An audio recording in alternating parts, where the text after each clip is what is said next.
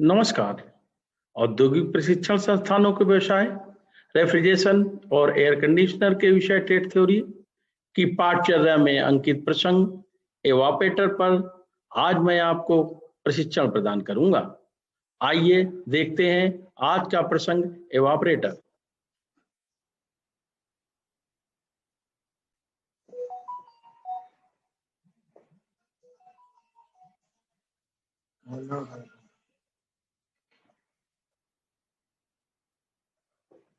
परिचय। Refrigeration system का वह अवयव या भाग जिसमें द्रव रेफ्रिजरेंट का वाष्पीकरण होता है एवं जिसके द्वारा ठंडक उत्पन्न की जाती है, एवापोरेटर या वाष्पित्र कहलाता है। इसे cooling unit, chilling unit, freezing unit एवं फ्रीजर आदि अन्य नामों से भी जाना जाता है। कहने का मतलब ये है कि लिक्विड रेफ्रिजरेंट जिस पार्ट्स में उबलता है या वहां की हीट को एब्जॉर्ब करता है और उस स्थान को ठंडा कर देता है, वो स्थान एवापोरेटर कहलाता है। जैसा कि बताया कि इसे निम्न नामों से जाना जाता है: cooling unit, chilling unit, freezing unit और कहीं कहीं इसे बॉयलर के नाम से भी जानते हैं, क्योंकि इसमें रेफ्रिजरेंट उबलता है। इसके बाद आपको टाइप्स ऑफ एवापोरेटर जो कि निम्न प्रकार के होते हैं। कार्य करने की विधि के आधार पर फ्लडेड एवापोरेटर और सूक्ष्म प्रसारण वाष्पित या ड्राई एवापोरेटर। संरचना के आधार पर अनावृत नलिका वाष्पित, प्लेट सतह वाष्पित, पंखुड़ियों युक्त नलिका वाष्पित, अनावृत को bare and tube type, plate type को प्लेट टाइप और पंखुड़ियों को फिंच टाइप एवापोरेटर बोला जाता है।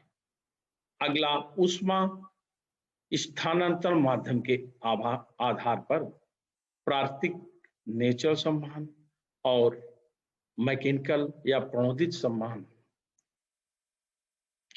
फ्लडेड ऑपरेटर के विषय में अब आपको बताऊंगा। फ्लडेड ऑपरेटर का मोस्टली प्रयोग बड़ी इंडस्ट्री में किया जाता है।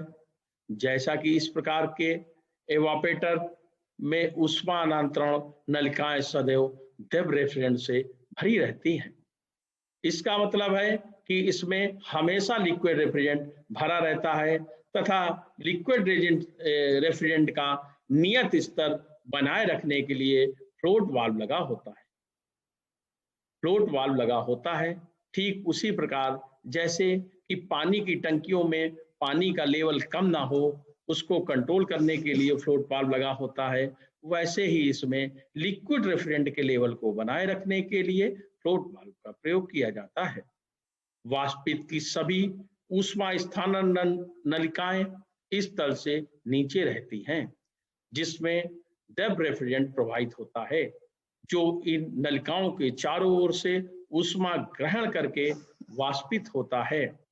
यह रेफ्रिजरेंट वाष्प हल्की होने के कारण ऊपर उठती हैं, जिससे वाष्पित में प्राकृतिक संवहन धाराएं बनती हैं और नलिकाओं में रेफ्रिजरेंट का परिसंचरण होता रहता है।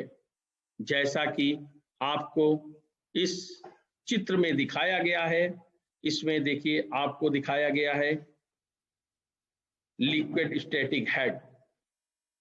इस साइड में आपको दिखाया गया है टू फेस स्टैटिक हेड। अगला ड्राई एक्सपेंशन एवापोरेटर या सूक्ष्म प्रसारण वाष्पित।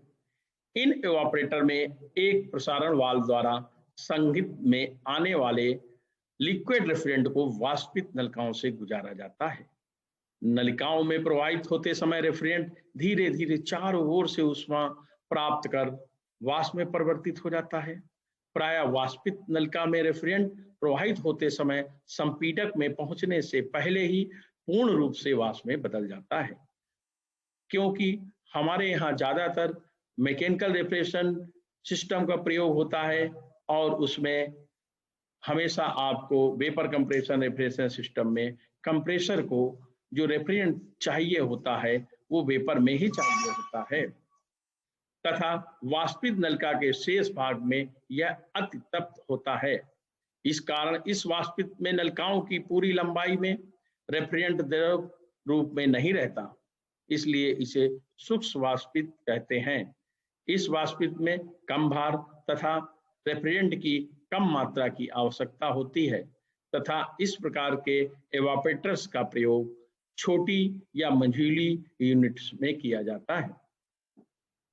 अब आपको बताते हैं bare and tube type evaporator के संदर्भ में। यह वाष्पित प्राय तांबे या इस्पात की नलिकाओं से बने होते हैं।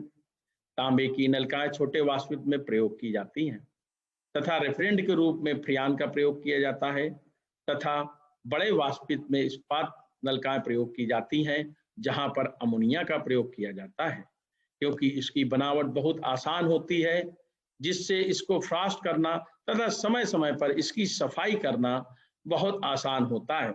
जैसा कि फिगर में दिखाया गया है कि सिंगल सर्किट और मल्टी सर्किट, इस दो टाइप के ये ऑपरेटर्स होते हैं। अगला प्लेट सरफेस एवापोरेटर, सबसे ज्यादा नॉर्मल अपनी डोमेस्टिक यूनिट्स में प्रयोग होने एवापोरेटर्स में यही एवापोरेटर होता है। प्लेट सतह वाष्पित में उष्मा अंतरण क्षेत्रफल बढ़ाने के लिए नलिकाओं को इस्पात की प्लेट पर वेल्डिंग या सोल्डिंग द्वारा जोड़ा जाता है। इनमें अधिक क्षेत्रफल की आवश्यकता होने पर प्लेट के दोनों तरफ नलिकाएं लगाई जा सकती हैं। अनावर्त नलिका वाष्पित की तुलना में पट्टिका पृष्ठ वाष्पित में स्थानांतरण की प्रभावी सतह अधिक होने के कारण प्लेट सतह वाष्पित में उष्मा स्थानांतरण की दर बढ़ जाती है, जिसका कि साधारण रूप में कहना है कि सरफेस एरिया बढ़ा देते हैं, जिससे उष्मा स्थानांतरण की दर बढ़ जाती है और हमारा एवापोरेटर बहुत अच्छे से कार्य करता है। इसके बाद आपको मैं पंखुड़ियों युक्त नलिका वाष्पित या फिन ट्यूब एवापोरेटर के विषय में बताता हूं। इस प्रकार के इस वाष्पित में उष्मांतरण का प्रभावी क्षेत्रफल बढ़ाने के लिए वाष्पित नलिकाओं पर बाहर की तरफ पंखुड़ियां या फिन्स लगाई जाती हैं। इन पंखुड़ियों को नलिकाओं में इस प्रकार लगाया जाता है कि पंखुड़ियों व नलिकाओं के बीच अच्छा ऊष्मी संपर्क बना रहे। इस प्रकार पंखुड़ियों के बीच की दूरी वाष्पित के कार्यकारी तापमान पर निर्भर करती है तथा 25 मिलीमीटर की दूरी में 1 से 14 पंखुड़ियां लगाई जाती हैं। ये वाष्पित अन्य वाष्पितों की तुलना में अधिक उष्मा स्थानांतरण क्षेत्रफल होने के कारण कम स्थान घेरते हैं, इसलिए बड़ी प्रशीतन इकाइयों में पंखुड़ियों युक्त नलिका वाष्पित का अधिक प्रयोग किया जाता है। जैसे आपने साधारण रूप में विंडो एयर कंडीशनर्स और स्प्लिट एयर कंडीशनर्स में इस प्रकार के एवापोरेटर्स का प्रयोग देखा है। अगला नेचुरल कन्वेक्शन एवापोरेटर। प्राकृतिक संवहन वाष्पित का उपयोग उन स्थानों पर किया जाता है जहां ठंडक उत्पन्न करने के लिए निम्न वेग युक्त हवा पर्याप्त होती है। इसमें वायु संचरण प्राकृतिक रूप से तापांतर के फलस्वरूप होता है। इनमें वाष्पित कॉइलों को रेफ्रिजरेटर में जितना संभव हो उतना ऊपर लगाया जाता है। अगला कन्वेक्शन फोर्स कन्वेक्शन एवापोरेटर। इसमें हवा को एक विद्युत मोटर द्वारा उपयोग करके पंखे का उपयोग करके रेफ्रिजरेंट कॉइल एवं पंखुड़ियों पर प्रवाहित किया जाता है। इसमें पंखुड़ियों का उपयोग उष्मा स्थानांतरण की दर बढ़ाने के लिए किया जाता है। प्रणोदित या फोर्स संवहन वाष्पित प्राकृतिक संवहन वाष्पित की तुलना में अधिक दक्ष होते हैं, अर्थात इसमें हवा सर्कुलेशन के लिए एक फैन प्रोवाइड किया जाता है, जबकि नेचुरल में वो नेचुरल हवा के द्वारा ही प्रवाह बनाया जाता है। अब इसमें एवापोरेटर में आपने ज्यादातर देखा होगा कि एवापोरेटर में फ्रॉस्ट जम जाती है, जो कि एक पर्टिकुलर मोटाई के बाद इंसुलेशन का काम करती है और अपने सिस्टम की कूलिंग को प्रभावित करती है। इस समस्या को दूर करने के लिए हमको डिफ्रॉस्टिंग करनी पड़ती है। इसलिए डिफ्रॉस्टिंग किन किन विधियों से करी जाती है, अब मैं ये आपको बताऊंगा। जब वायु को उसके उषांक ताप के नीचे ठंडा किया जाता है तो इससे नमी पृथक होकर सबसे नजदीक शीतल सतह पर जमने लगती है। क्योंकि हम जानते हैं रेफ्रिजरेशन सिस्टम की सबसे शीतल सतह वाष्पित की होती है, इसलिए नमी इसके ऊपर ओस के रूप में एकत्रित होने लगती है। जब वाष्पित का तापमान 0 डिग्री सेंटीग्रेड के नीचे चला जाता है तो वाष्पित सतह के ऊपर एकत्र नमी परत के रूप में जमने लगती है, जिसे एवापोरेटर की फ्रॉस्टिंग या वाष्पित की फ्रॉस्टिंग कहते हैं। यदि वाष्पित सतह में इस जमी हुई नमी या फ्रॉस्ट को नियमित समयांतराल पर हटाया जाए तो ऊष्मा अंतरण के लिए कुचालक का कार्य करती है तथा वायु एवं वाष्पित के मध्य ऊष्मा स्थानांतरण की दर डिफ्रॉस्टिंग की विधियों से कम हो जाती है, जिससे रेफ्रिजरेशन सिस्टम की दक्षता व क्षमता कम हो जाती है। इसलिए नियमित अंतराल पर निकाय के वाष्पित को डिफ्रॉस्ट करना आवश्यक है। जैसा कि मैंने एक साधारण भाषा में बताया कि जो फ्रॉस्ट हमारे एवापोरेटर के चारों तरफ जम जाती है वो एक समय ज्यादा मोटी होने के कारण एवापोरेटर में होने वाली एवापोरेशन प्रक्रिया को प्रभावित करती है, जिससे एवापोरेटर सही कूलिंग नहीं दे पाता है और सिस्टम की कूलिंग कम हो जाती है।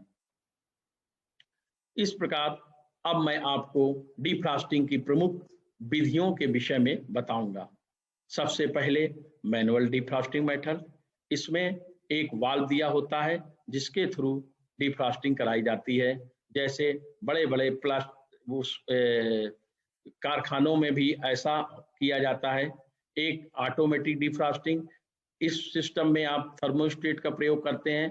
जैसा कि छोटे रेफ्रिजरेटर्स में आपका थर्मोस्टेट जो लगा होता है वो एक पर्टिकुलर समय के बाद एवापोरेटर को बंद कर देता है और डिफ्रॉस्ट होने के बाद वह पुनः चालू हो जाता है।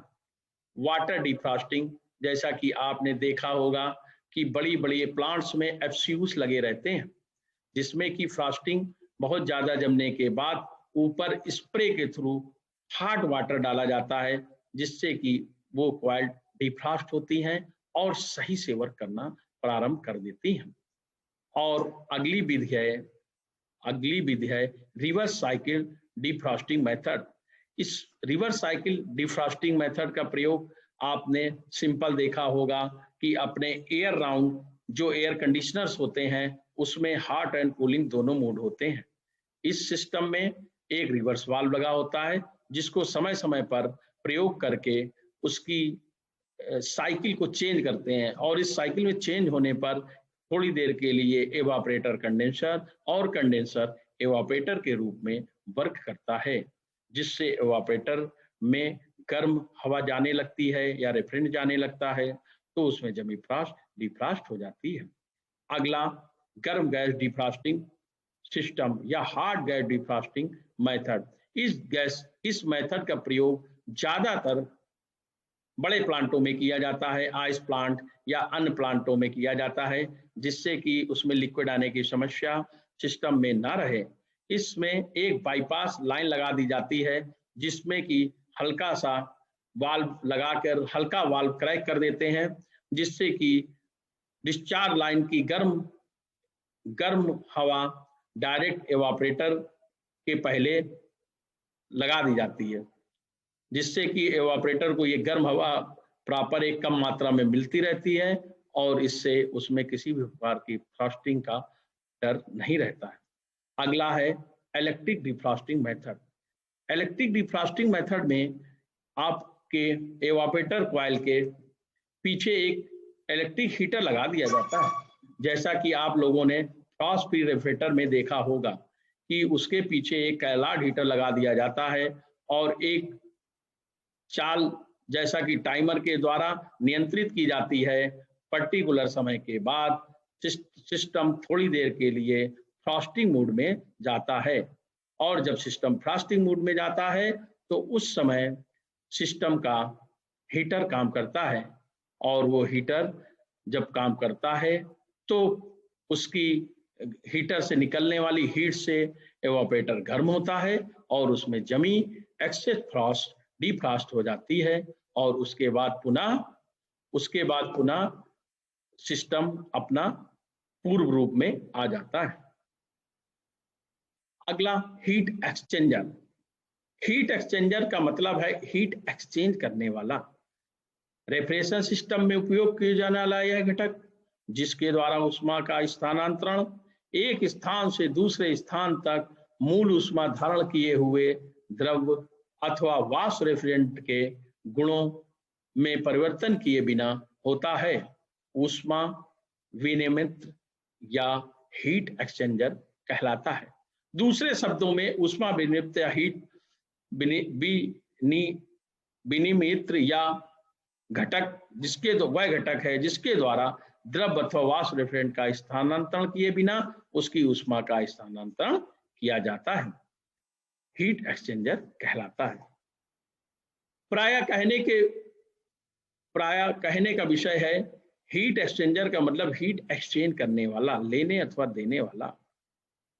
आप प्रारंभिक रूप में अपने सिस्टम में प्रयोग किए जाने वाले कंडेंसर व एवापोरेटर को भी हीट एक्सचेंजर बोल सकते हैं, क्योंकि कंडेंसर अपनी हीट को त्यागता है और बाहर की एयर की ठंडक को एब्जॉर्ब करता है और अंदर के रेफ्रिजरेंट को वेपर से लिक्विड में परिवर्तित करता है। ठीक उसी प्रकार एवापोरेटर भी ठंडे लिक्विड रेफ्रिजरेंट को लेता है और वहां रखी गर्म चीजों की हीट को एब्जॉर्ब करके लिक्विड रेफ्रिजरेंट को वेपर रेफ्रिजरेंट में परिवर्तित करता है।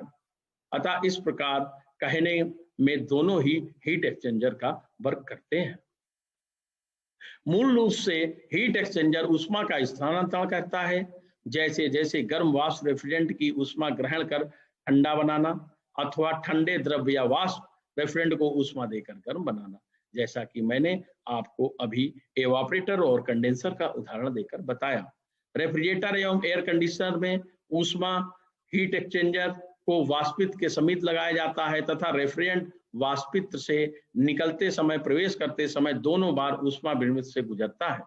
इसका उपयोग रेफ्रिजरेशन सिस्टम की दक्षता को बढ़ाने के लिए, जैसा कि मैंने आपको आज एवापोरेटर के विषय में एक संक्षिप्त ज्ञान दिया और इसके विषय में मैं एक साधारण रूप से आपको एक ब्रीफ भी लास्ट में कर देता हूं, जो कि आपको समझने में बहुत अच्छा रहेगा।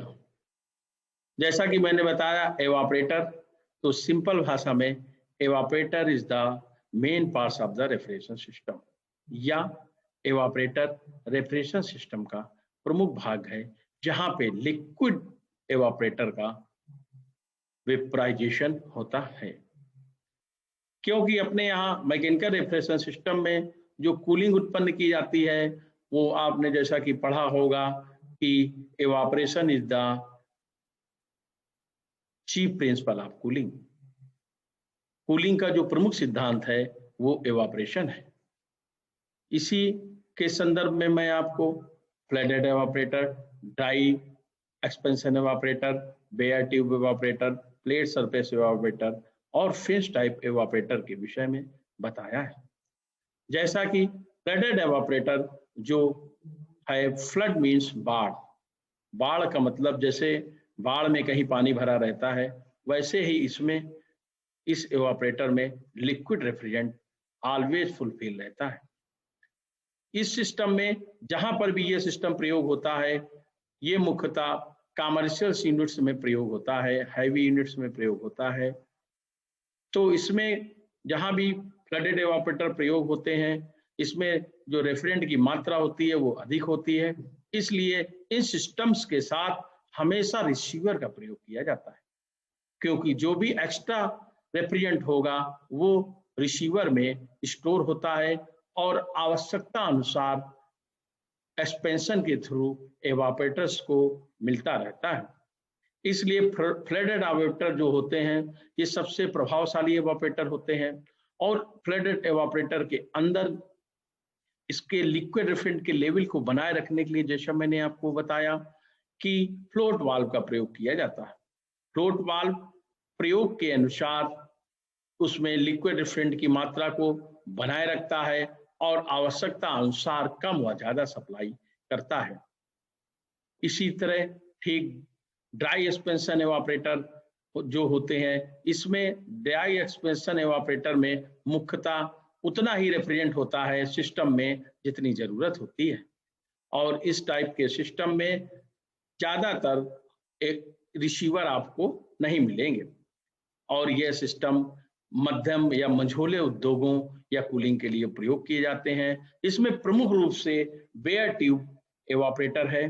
बेयर ट्यूब का मतलब नंगी ट्यूब, किसी सपोर्टर की उसमें आवश्यकता नहीं होती है, न किसी प्रकार की फिंस लगी होती है, बल्कि इसको एक कंपार्टमेंट में चारों तरफ इम्बोस्ड कर दिया जाता है, तो इसको बेयर ट्यूब एवापोरेटर कहते हैं। फिर प्लेट सरफेस एवापोरेटर, सबसे ज्यादा जो यूज होते हैं वो प्लेट सरफेस एवापोरेटर डोमेस्टिक उसमें यूज होते हैं, जिसमें कि उसका एवापोरेटर का सरफेस एरिया को बढ़ाकर कूलिंग इफेक्ट को बढ़ाया जा सकता है, और उसका प्रयोग ज्यादातर मैंने जैसा बताया कि घरेलू उसमें किया जाता है।